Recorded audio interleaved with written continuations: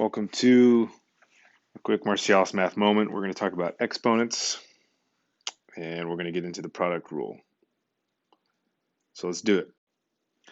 So first, what is an exponential expression?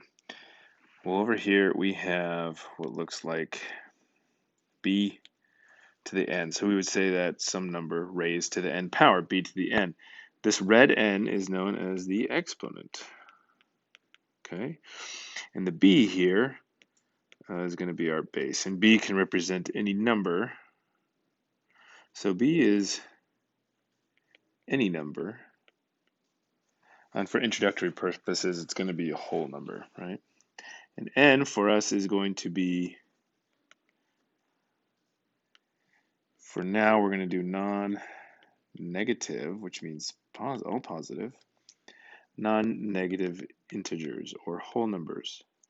Okay, we'll get into some other numbers later on.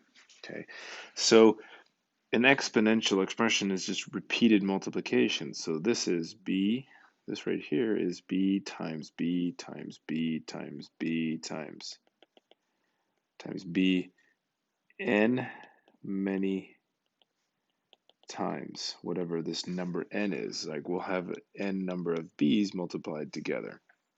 So let's see what that looks like in practice. So I have three examples written down here. Example number 1, 2, and 3. These are our simpler examples. So what we're going to do is write this out in expanded form. Expanded form means 2 raised to the 5th power means I have repeated multiplication of 2 times 2 times 2 times 2 times 2 5 times. It's expanded out here. Pencil's not working. So if I were to solve this or simplify it, I have 2 times 2, that's 4. 2 times 2 is 4, and then I bring this 2 down. 4 times 2 is 16 times 2. 16 times 2 is 32. This equals 2 to the 5th, right? That looks like a 25. There you go. Next, I have two numbers. The bases happen to be 3, and the exponents happen to be the same. Let's see what happens. Let's write this out in expanded form. I have 3 times 3, this multiplication symbol we're going to keep there, times 3 times 3. Well, there are 4 of these 3's doing multiplication together. 3 times 3 is 9, times 3 times 3 is 9. That's 81. What we have is 3 repeat multiplication. That's 4. You'll notice that it's the same as 3 raised to the 2 plus 2. I added these two numbers together. And it's easy to see that with numbers. Let's see what it looks like with variables. I'm going to expand it out. Times x times x times x. How many x's are there here? 1, 2, 3, 4, 5, 6, 7. So this is really x to the 7, which if you'll notice means x to the 4th plus 3. 4 plus 3 is 7. So when the bases are equal, right? So b to the n times b to the m. Remember, b is just any number. And for our examples, we're using integers. When the bases are equal, we add the exponents. So I have b raised to the n plus m. We have some more examples on the next slide. Here we have a slightly more complicated exponential expression. 2x squared times x squared. If I were to write this whole thing out, I would have 2 times x times x times x times x. So I have 2, there's no other coefficients to multiply, and 4 x's, x to the 4th. Our next example is a little more complicated, or so it appears. But when in doubt, we can write it out. 2 times x times x times x times y times 3 times x times y times y times y times y.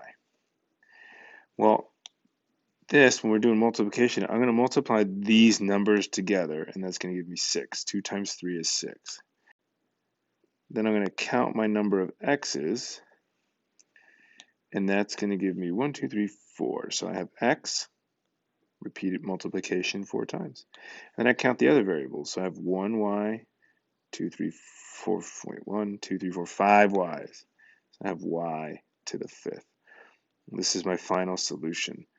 This equals 2x cubed y times 3xy to the fourth. Sometimes you'll see it written as 2xy, and then 3xy to the fourth will be inside parentheses. That means there's multiplication happening there.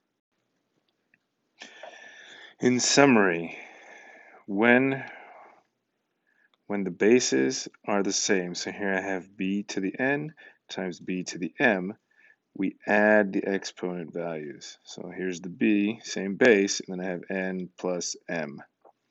So I wrote a numerical example here, 4 squared times 4 to the third equals 4, and then my squared, my 2 plus 3 is in the exponent, end up with 4 to the fifth power. If that were a variable, x cubed times x to the fourth, that would equal x raised to the 3 plus 4 power equals x to the seventh. And even if I had multiple numbers and variables in one expression, 2x squared y cubed z times 4x y to the second z to the fifth. By the way, anywhere you don't see a number, you must assume, or excuse me, it is implied there's a 1 there. So this is going to be 8, which is 2 times 4, x to the 1 plus 2, y to the 3 plus 2, z to the 1 plus 5 equals 8x cubed y to the fifth, z to the sixth. It's been another Marcialis Math moment. Thanks for tuning in. I hope this was helpful. Take care.